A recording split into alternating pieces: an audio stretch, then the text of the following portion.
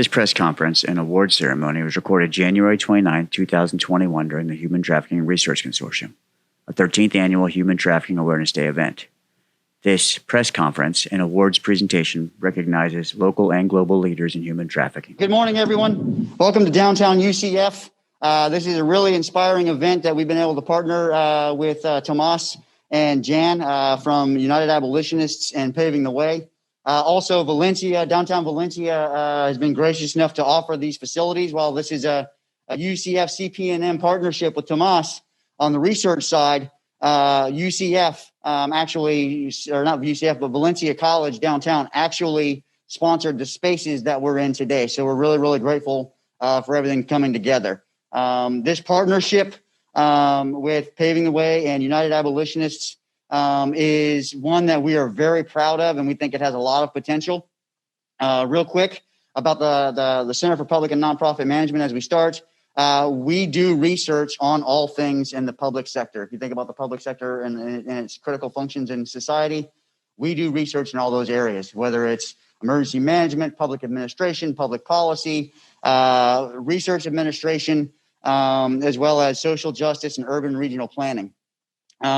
And when you think about topics like human trafficking, we hit all the wickets because that is a complex, wicked problem, as they say in research. And so the partnership with Tomas allows us to get into the field and understand what's going on, and then bring that back into the academic side to where we're asking the right questions and getting research done in a meaningful way, and then trying to push that straight into the operational field.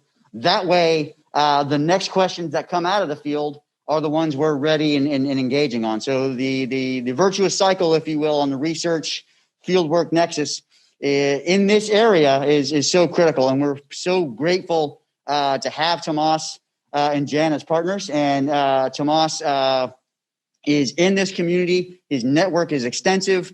His partnerships are extensive. And that's really what this morning is all about, right? The partnerships and the work that leaders in our community are doing make a difference. And so we are so glad and grateful to be here with you as you present these awards. And I thank you guys for coming downtown. Quick housekeeping. While we're on campus, we all have to wear our masks. It's critical. And on the other note, logistics, there are multiple hand washing stations around the campus, and the restrooms are right there if you need one. It's right outside, male over here and female over here. So that's just a little bit of the housekeeping and the administration. And without further ado, I would like to present Tomas Laris from United Abolitionists to present these esteemed awards this morning.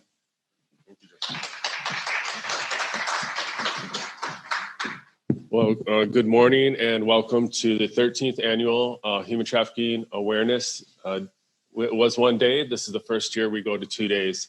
And I want to thank Justin and the amazing team at the Nonprofit Center for their just incredible work behind the scenes and to make this possible. I also want to thank Dr. Sandy Shugart, who sponsored the rooms for us these last 2 days, who is the president of Valencia College. This morning is very special because we believe that honor, many of us know the biblical saying, give honor to whom honor is due. And that's what we're doing this morning. We have, like Justin said, incredible relationships built nationally and internationally. In fact, this morning, Dr. Kevin Bales, who is considered the father of the modern day abolitionist movement, is joining us via Zoom from the United Kingdom. He'll be receiving an award, and also Ambassador DeBaca, who you will get to meet this morning from Washington, D.C. And so it is truly an honor to have our sheriff's offices represented this morning, Sheriff Lehrman and Sheriff Grady, Judd. So I'm going to let Jan do the awards. I have to step out for a bit, so please forgive me. But this is going to be an incredible day. We have many panels. We have our film festival, and we're looking forward to another day to spread awareness. And we have a global audience as well that's been watching. So thank you for being here.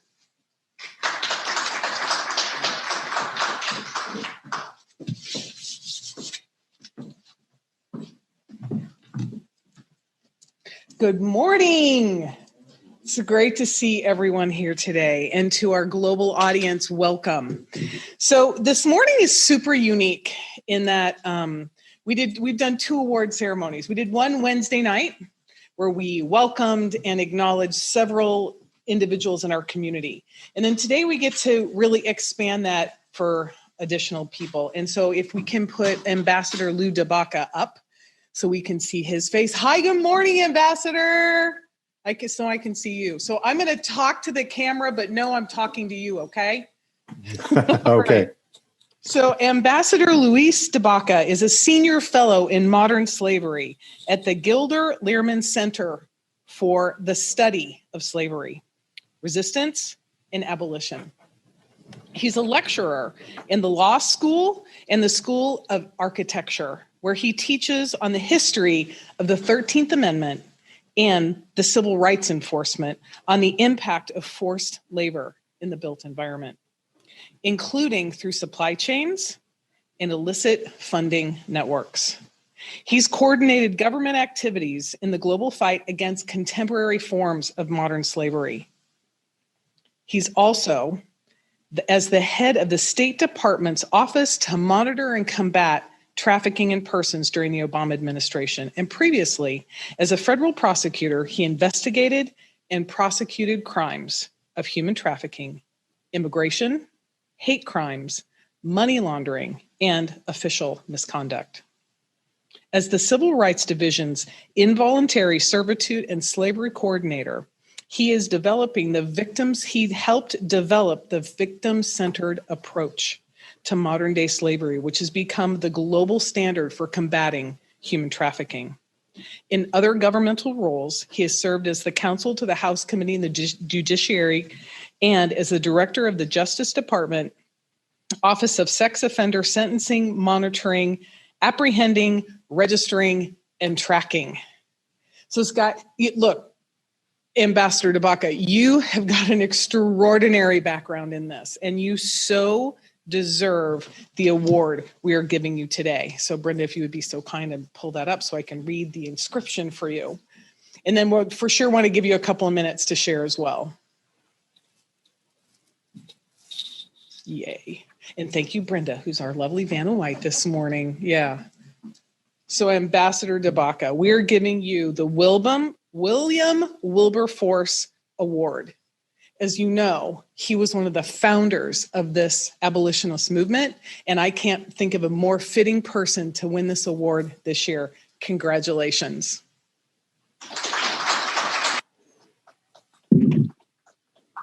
Please, we'd love to hear from you. Of course, no, and thank you so much for this wonderful award, and to everybody at UCF and to the folks on the Florida effort. You know, a lot of the cases that I did in the early years, when back before we had even thought that we might try to update the post-Civil War statutes with the Trafficking Victims Protection Act of 2000, were in Florida. And so I was in and out of, I had perfected the technique of flying into the Orlando airport and staying at the Hyatt right there where you don't even have to leave security.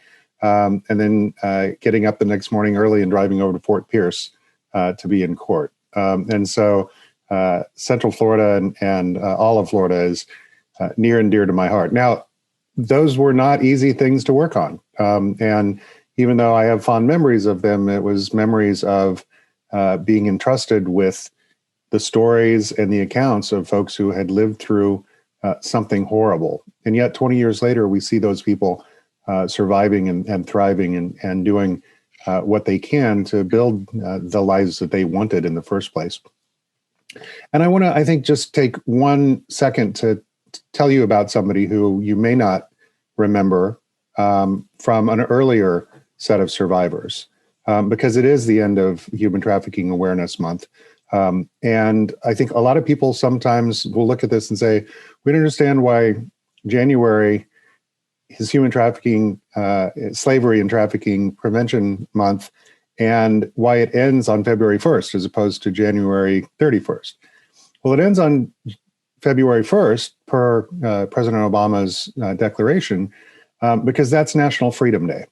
That's the day that the 13th Amendment was transmitted to the states by President Lincoln. Once Congress votes on a on a constitutional amendment, it doesn't have to go to the president for signature. But Lincoln made sure that he signed it and sent it to the states on that day. And years later, people who had been born in slavery and had made a life out of slavery decided that they wanted to commemorate that anniversary. Major Richard Wright Sr., who was an amazing educator, an amazing military leader, and eventually one of the pioneers of African American banking in the United States, in his old age, was able to get Presidents Roosevelt and Truman behind that idea. And so we saw survivors making a community, finding their place in America, in an American society that tried so hard, not just during slavery, but Jim Crow, to keep them out of full citizenship, pushing for that holiday and pushing for that remembrance. And so I want everybody to think about that on Monday when we end Slavery and Trafficking Prevention Month. Think about National Freedom Day. Think about Major Wright, who was president of what's now Savannah State College, one of the premier 1890 schools, the Black land-grant colleges. And in keeping with this wonderful award that you guys are giving me in honor of William Wilberforce, think about his son, Richard Wright Jr., who became the president of Wilberforce University, one of the other very important historic Black colleges in this country. So I want to thank you all for this wonderful award. I think that the stars align that it's a Wilberforce Award, and have a great rest of Slavery and Trafficking Prevention Month. Thank you so much. You'll be getting this in the mail. And we're so grateful for your leading the way. Wednesday night, when we were giving some of the other awards, we were just really present to the people on the front line doing this work. Lisa Haba, who is a local attorney, was a former state attorney, and she's going after Peter Nygaard on Twitter. And we know 20, 30, 40, 50, 60 years from now, people will be talking about people like Lisa Haba, like Maurice Edwards, like you, Ambassador DeBaca. So thank you so much for being with us this morning. Again, congratulations. Thank you. Okay. All right, great. So next, and Tomas told me just to read part of this, but I got to tell you, Kevin Bales is an extraordinary man. I've had the pleasure of meeting him in New York. I've read several of his books, and I can't think of anyone who's more deserving than the Catalyst Award. So I'm going to read a little longer than Tomas asked me to read. So this is just one paragraph. So Professor Bales is the research director at the University of Nottingham's Rights Lab Beacon of Excellence. It is the largest group of modern day slavery scholars in the world.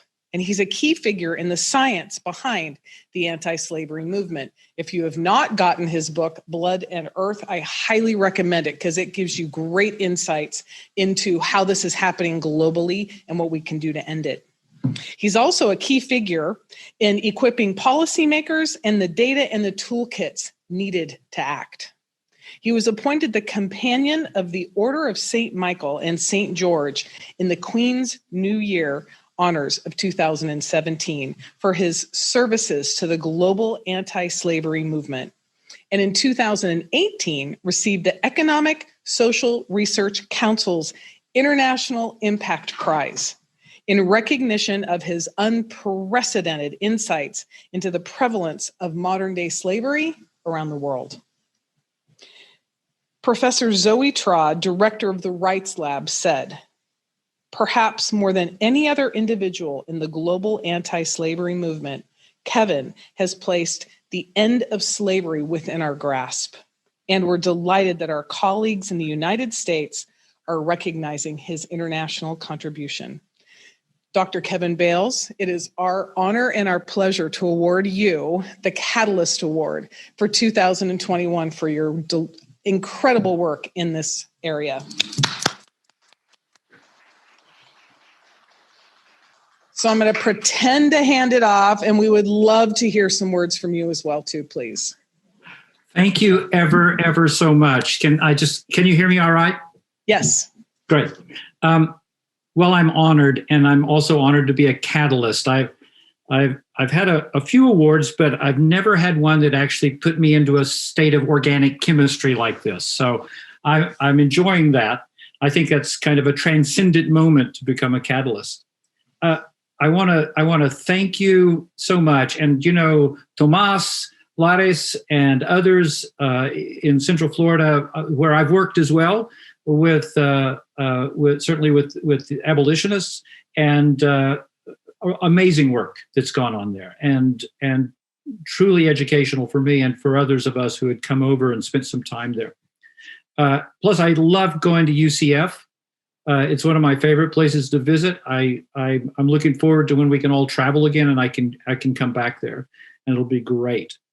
I'll do only talk about a couple of things very briefly. I want to mention some things about the Rights Lab, because you were very kind to point to it. But I think the thing that's exciting is that we've been able finally, and I say that after sort of 25 years of working in this space, to bring together lots of different social scientific and regular scientific approaches to addressing questions of slavery and trafficking around the world.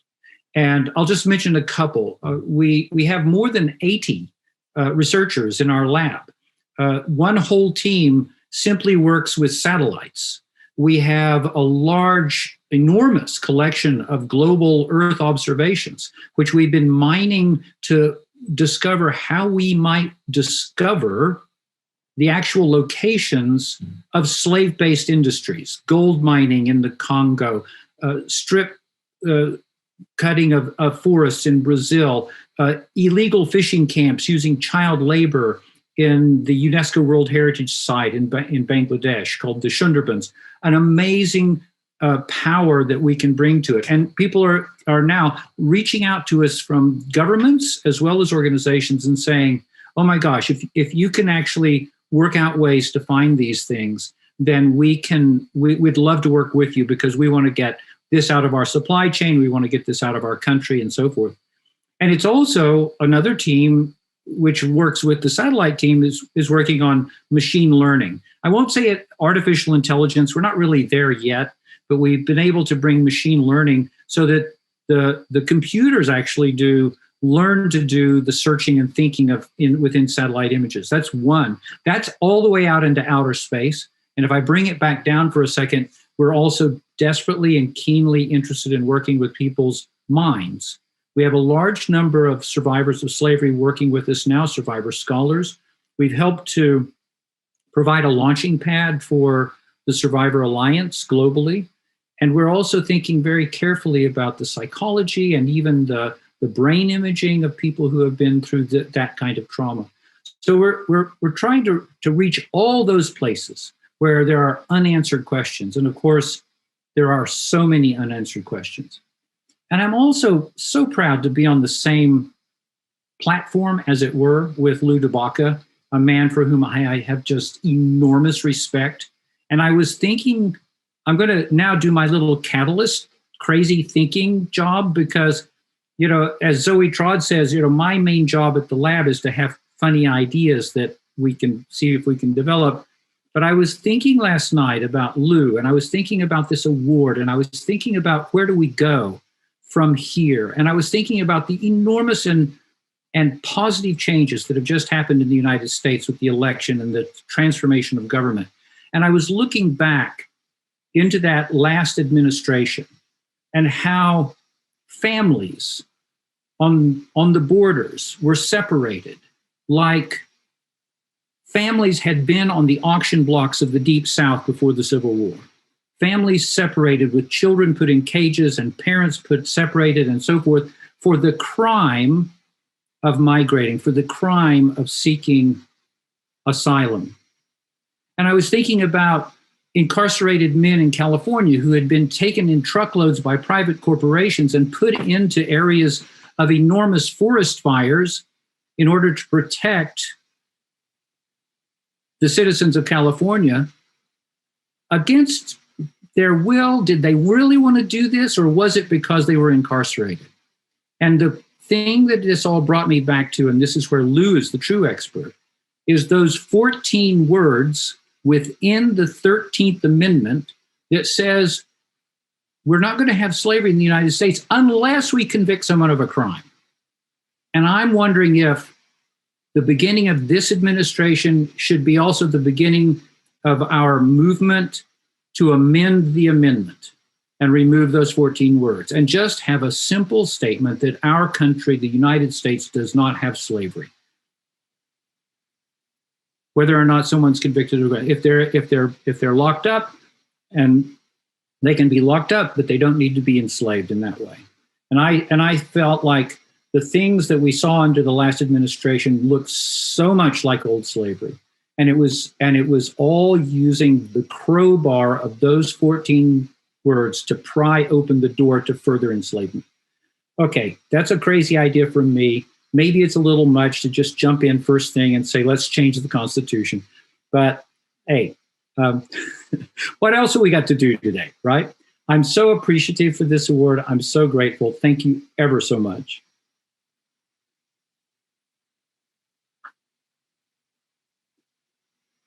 Of what's next in the disruption of human trafficking. So thank you again so much. It's really an honor and privilege to have you with us this morning. Again, thank you. Okay, so I'm going to take a pause between our awards. I want to recognize some people in the audience before we get to our next Law Enforcement Officer of the Year award. So I was going to have you stand and wave. People won't be able to see you because I don't know if you can turn a camera on or not. But first, I want to acknowledge Drake Wirtz and Kevin and his wife. You guys can stand up. They are on a panel this morning, later on this morning after the Survivor Ally panel. These are professional athletes that are out to disrupt the cycle of trafficking by educating men about what to do and what not to do. And so I just want to thank you and recognize you for being here this morning. Thank you. I want to recognize Dr. Willie Montague, who is here this morning as well. He's moderating that panel. He's also running for Congress in 2022. So thank you, Willie, for being here and being willing to tackle this topic. And lastly, she has no idea I'm going to introduce her. I want to introduce Kathleen Wynn. She's the founder and director of VAST, which is Valley Against Sex Trafficking in Arizona. She flew all the way out from Arizona to participate in this conference and to learn more about how they can do something very similar to this in Arizona. So thank you, Kathleen, for flying out here and for everything that you do. Okay. All right. And I also want to acknowledge Matt Morgan, who was going to be here this morning. However, he got to be a dad this morning and take care of dad things. And so we just love and appreciate Matt Morgan so much, what he does in the community. All right. That's our little PSA for the morning. So our next award goes to one of my heroes. I love this man. I want him to run for something at a national level. Law Enforcement Officer of the Year. And that's being presented this morning by Captain Wubin of the Polk County Sheriff's Office for Sheriff Grady Judd. Please, Captain, if you would come up, and I'm going to swipe. And I'm going to have you say a few words. And hang on, let me put my mask on. Got to have that mask protocol. Thank you. Thank you. It's my privilege to accept this on the behalf of Sheriff Judd. He sends his sincerest apologies that he wasn't able to be here today, but he is honored to receive this. It's been a passion of his entire career to protect the children and to combat human trafficking. We value our relationships with other law enforcement agencies and the nonprofit organizations that we work with daily. So it is his pledge and our pledge in the Polk County Sheriff's Office to continue to fight, continue to do our part, whether it may be small in this global issue. But that is our commitment to everyone, that we will continue this fight against human trafficking. So thank you very much. Thank you.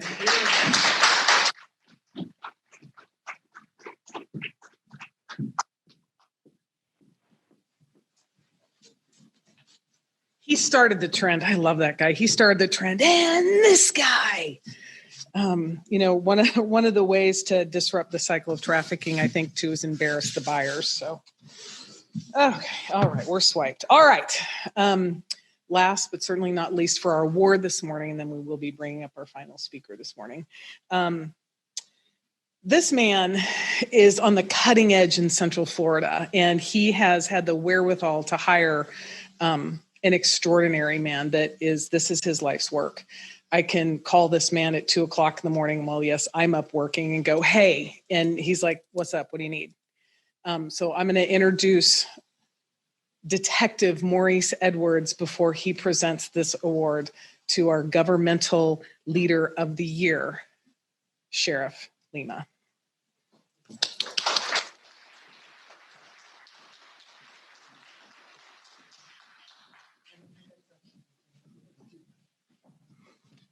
She said she don't think she touched anything, so.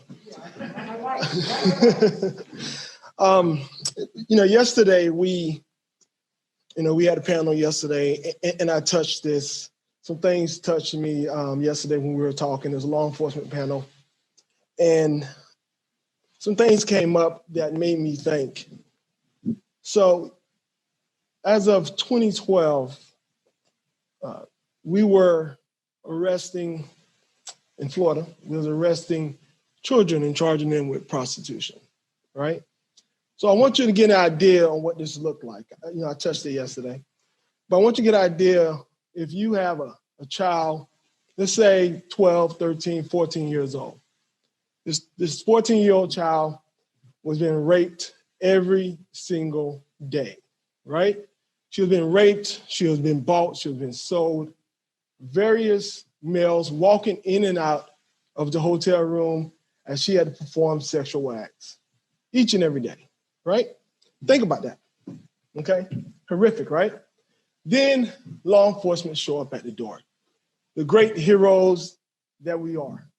Walk through the door, we show up, and in her mind, after being raped constantly, is here go my hero. Instead, that hero places cuffs on her and he take her to jail. That's what was happening, right? Years ago. Thank God for the state of Florida, the Safe Harbor Act was passed. We do not arrest children in the state of Florida, which makes sense. Always made sense to me, right? But still, thank God for that. We don't arrest children. And so we have changed the laws, thank God. Why this award is important to me and the citizens of Seminole County is because in 2014, we got our first human trafficking case. Lisa Harbor, the prosecutor at the time, our superhero, when she was told by her colleagues that human trafficking is not a problem, we brought her a case and she fought hard to prosecute and it was successful. Since that first case, we have never lost a case in reference to human trafficking. Oh, wow.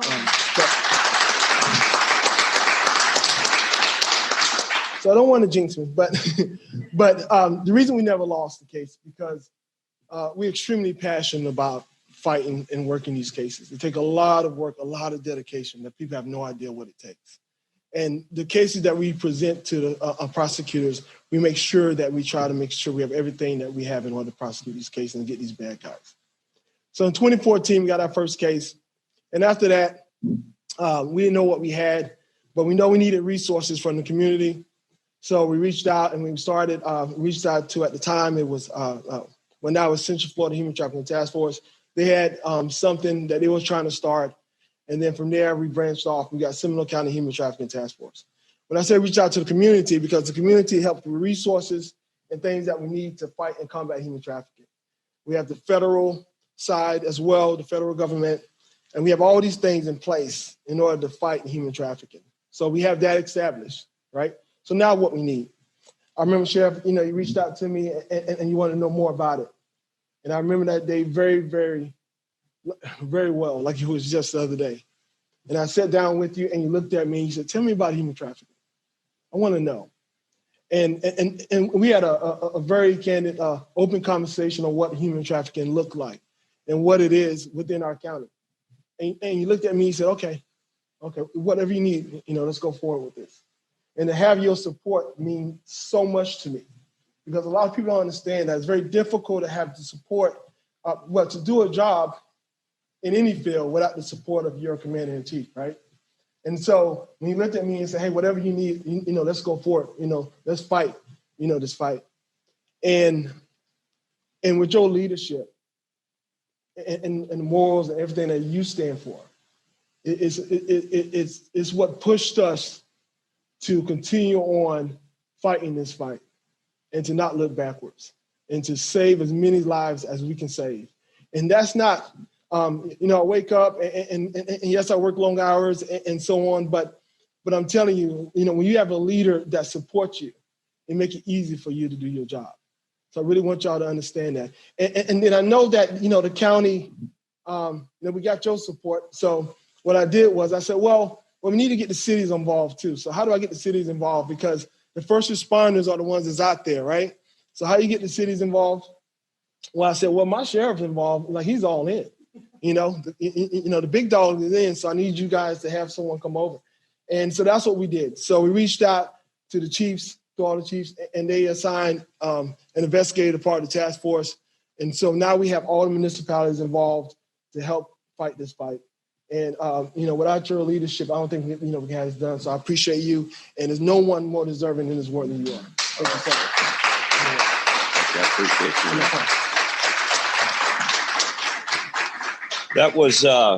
That was so kind, Maurice. And I would tell you, we are so proud of you. But I would say the inspiration is not about a job, it's not about a calling. And although I'd love to take some credit for it, it has nothing to do with me. It has to do with those passion that you have inside to protect the most vulnerable. This is a calling for you. I am absolutely convinced. The passion and the drive and the ability to make men and women that you come in contact with want to be better people is contagious. And that's the momentum that is going on. And you're going to have an extremely bright future, not only in this space, but a lot larger space. Tomas and Jan has been such great partners. The abolitionists are always there to lend support. But the frightening thing is the hard work lies ahead. We can only think for a moment that the unintended consequences of COVID-19 as we're getting vaccinated and trying to be healthy is people have turned to illegal activity greater than ever. And I don't know if it's simply substance abuse or mental health or human trafficking. We know that there's a hard road ahead. We've got the Super Bowl coming in next week. We understand that as a government community, not just law enforcement, but a government community, it is our responsibility to exhaust every piece of our political capital to ensure that people understand really what's going on. As Maurice said, it wasn't that long ago. It's great embarrassment now. It wasn't that long ago where this was treated as a criminal justice matter directed towards the victim. That those that weren't arrested were compelled to provide information about people involved in greater activity. And that's how it was when I started 30 years ago. And I'm embarrassed and ashamed that had occurred. The good news is by communication and awareness and advocacy, the mistakes that we make tomorrow should be less significant than the ones that we make today. And we learn from those mistakes, and we are part of that shifting paradigm as we do all that we can to protect those most vulnerable.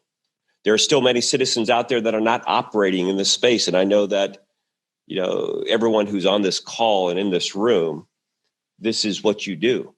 But there's many that still believe that if you're not a missing person, if you're not on the side of a milk carton, that you're not a victim of human trafficking, when we simply know that that's not the case.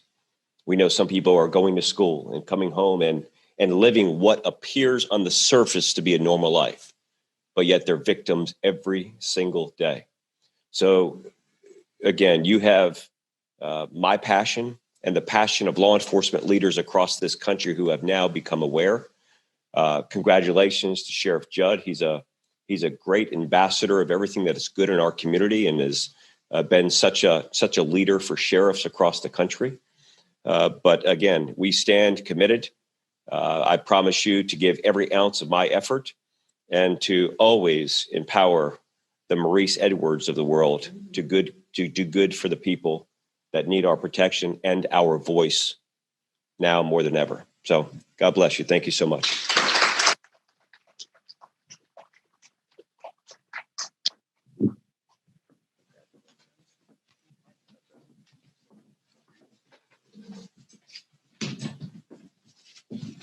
Wipe and mask, wipe and mask.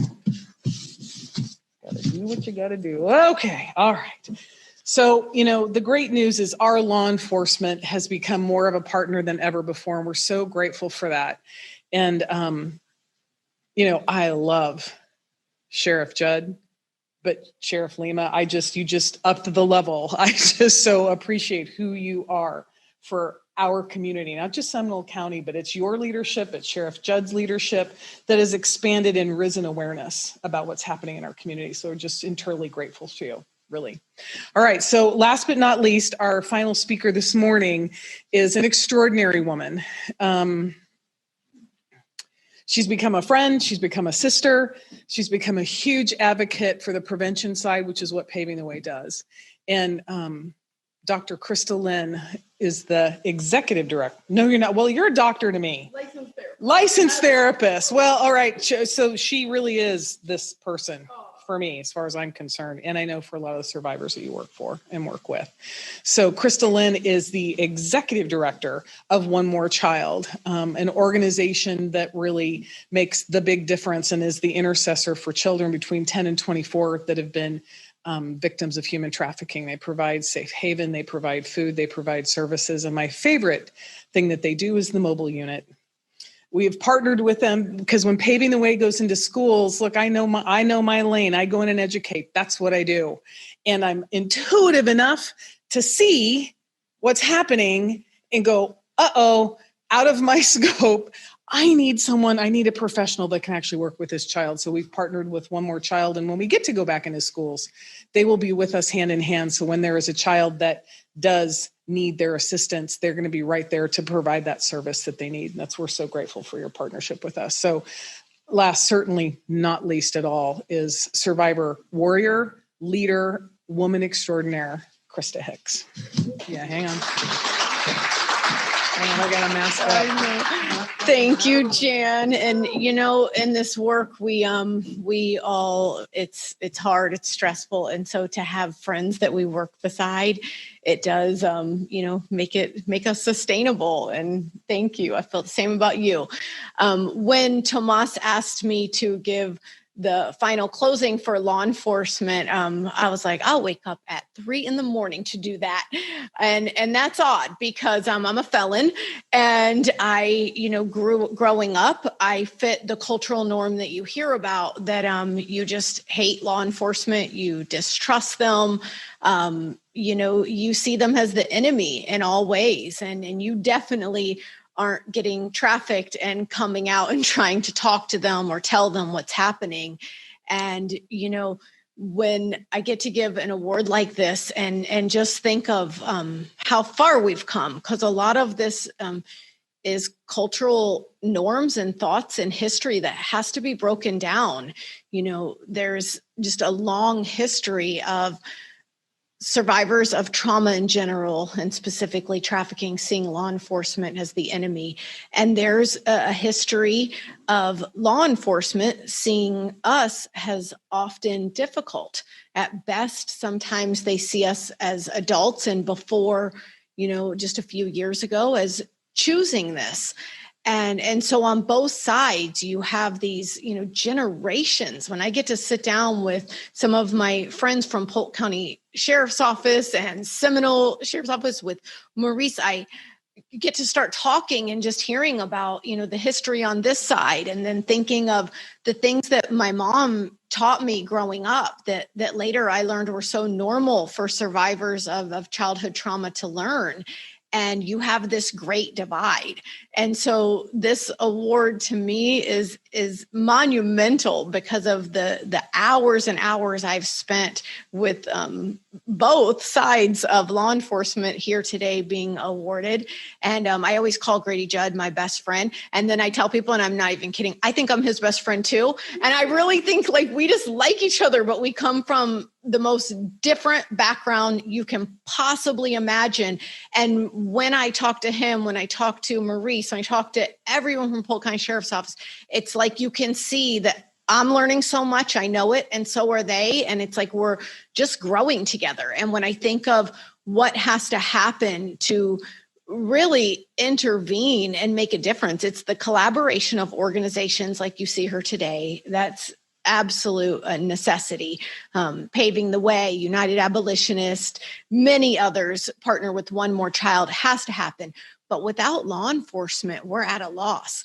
And when you look at the cultural norms that were there for so long on both sides, and someone had to make the first move, and it wasn't really going to be us survivors of trafficking. And over the years, I've gotten to watch my law enforcement friends, and truly friends, I've gotten to watch them make not just the first move, but the first mile of moves. I've gotten to watch them bend over backwards to teach the new law enforcement coming up so that they can break the old culture. And not once have I ever heard them say, well, shouldn't survivors of trafficking, start to move towards letting go of their biases too? I've never heard them say that. I've just heard them look at it like we're the ones who weren't in trauma. We're the ones called to protect and serve. And I've seen them, admit wrongs of the past, just like Maurice said, when we were arresting teenagers who had been in prostitution. And I see them continue to want to work to be the ones to come towards trafficking victims and help them become survivors. And I'm so grateful to be getting to work with them. I'm grateful to be friends with them. And I think of all that work they had to do to overcome. And I have one story that always makes me just think, man, I get to stand beside them and see some things firsthand. But today I'm called intense. That's the word most people use to describe me. Yeah, I know you wouldn't agree. But when I was young and a trauma victim and just having got done being trafficked, that intensity was not called intensity. It was called many other things. And I remember being arrested once, and for years, I use this as a story of why law enforcement are so horrible, because they froze me out for 8 straight hours. They put the cold thing on me and they froze me out. Well, it was many years into serving, and standing behind it was actually Detective Gordon Opitz. We were doing something and I saw something and I was went home that night. And all of a sudden, instead of them seeing that they put me in that tank and put cold air on me for 8 hours, I remembered I could just get a glimpse of me. And I was man, our law enforcement, even though it wasn't, in my opinion, my fault, the anger was justified from the life I had. It still was anger that was misplaced, and it was put on, law enforcement who really hadn't done much wrong up until the point that, in my opinion, they put the freezing thing because I hate being cold, and it was 8 whole hours. But later I'm they had no idea what to do with me. And now we're asking them, and not even asking them, they're rising to the call of having stories like that of their own, where they're the ones who are dealing with the young me who just was feisty, to say the least, and, belligerent and cruel, and I dehumanized them in every way possible. And they took step after step after step to come towards us as survivors of trafficking. And I definitely see a day when, law enforcement for trafficking survivors, that so many more of us will see them too as heroes, like many in our community do. And I'm grateful for today because it helps start that. Thank you so much.